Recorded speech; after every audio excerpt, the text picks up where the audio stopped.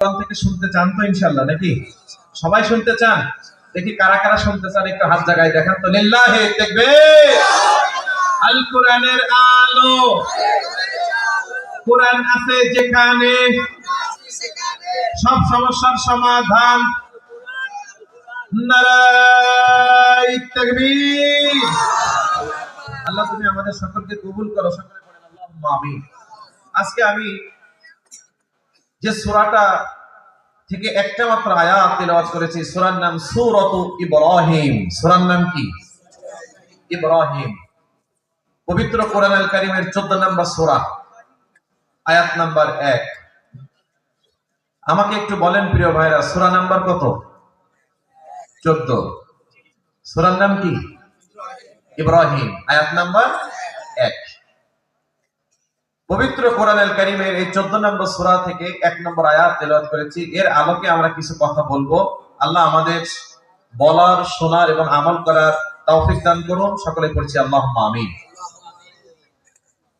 যারা পারেন আমার সাথে পড়েন, আউযু বিল্লাহি মিনাশ শাইতানির রাজীম, বিসমিল্লাহির রাহমানির রাহিম।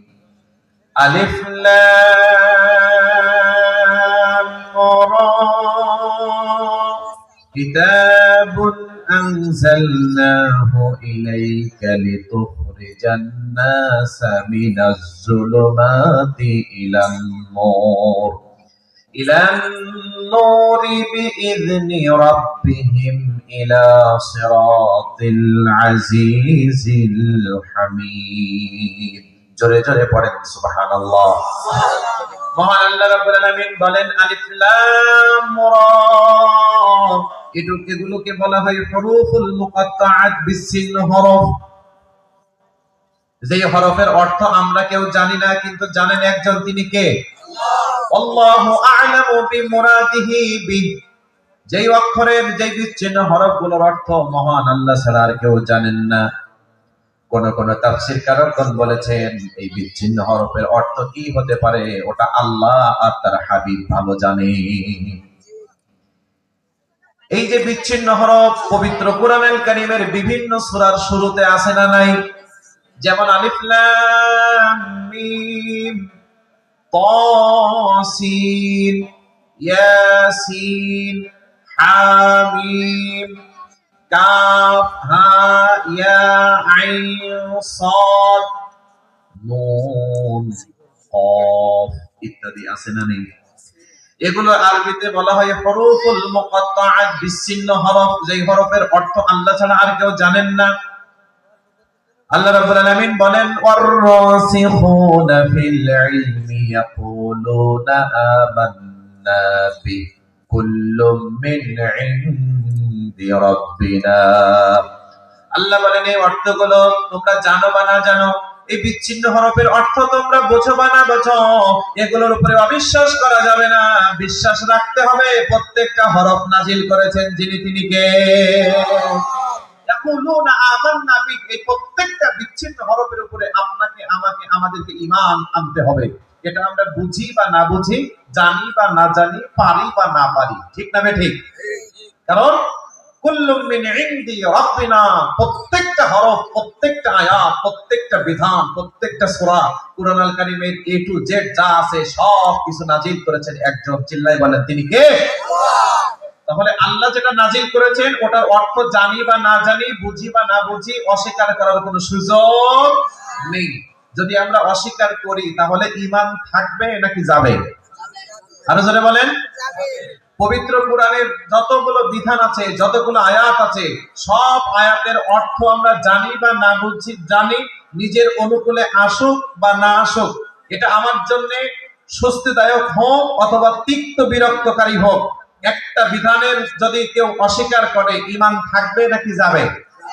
আরো জোরে বলেন। ওই জন্য আল্লাহ রাব্বুল আলামিন বলেন, আফাতুমিনুনা বিবাদিল কিতাবি ওয়া তাকফুরুনা বিবাদি, ফামা জাযাউ মান ইয়াফআলু যালিকা মিনকুম ইল্লা খিzyun ফিল হায়াতিদ দুনিয়া ويوم القيامة يردون إلى أشد العذاب وما الله بغافل عما تعملون আল্লাহ রাব্বুল আলামিন বলেন তোমরা কি সিদ্ধান্ত নিয়েছো নাকি কোরআনুল কারীমের কিছু মানবা কিছু মানবা না যেগুলো নিজেদের অনুকূলে আসে ওগুলো ঠিক আছে যেটা নিজেদের অনুকূলে আসে না ওইটাকে তোমরা আর মানবা না এমন যদি তোমাদের চিন্তা চেতনা হয় আমি আল্লাহ তোমাদের দুইটা শাস্তির ঘোষণা দিলাম জোরে বলেন কয়টা সবাই বলেন একটা শাস্তি হবে দুনিয়াতে আর একটা শাস্তি হবে আখিরাতে রব্বুল আলামিন যারা কোরআনের কিছু মানবেন কিছু মানবেন না যেগুলো নিজেদের জন্য ভালো হয় সেগুলো মানবেন যেগুলো নিজের স্বার্থের সাথে মিলে না এগুলো যারা অস্বীকার করবেন তাদের দুইটা শাস্তির দুনিয়াতে যে শাস্তি আল্লাহ দিবেন সেটা হলো ইল্লা খিজিয়ুম ফিল হায়াতিদ দুনিয়া দুনিয়ার বুকে অপমান অপদস্থ লাঞ্ছিত বঞ্চিত আল্লাহ এমন ভাবে করবে পৃথিবীর কোন মানুষ তাদেরকে সম্মান দিতে পারবে না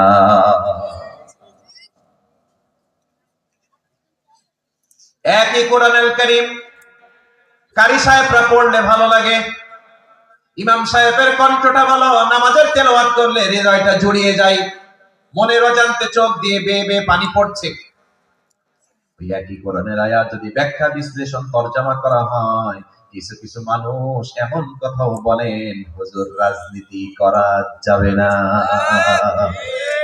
আছে না নেই একই জিনিস কারেরা তেলাওয়াত করছে সুন্দর লাগছে ইমাম সাহেব নামাজে তেলাওয়াত করছে সুন্দর লাগছে এবং ওইটার ব্যাখ্যা বিশ্লেষণ যখন করা হয় যখন দেখে যে এইটা আর আমার নিজের সাথে মেলে না নিজের স্বার্থের পরিপন্থী হয়ে যায় তখনই এটাকে তারা পাশ কাটিয়ে রাখতে চায় এমন যারা কিছু মানবেন কিছু মানবে না আল্লাহ রাব্বুল আলামিন তাদের দুনিয়ার বুক থেকে অপমান অপদস্থ এমন করা করবে পৃথিবীর কোন দাদা বাবারাও তাদেরকে সম্মানিত করতে পারবে না জোরে বলেন ঠিক না বেঠিক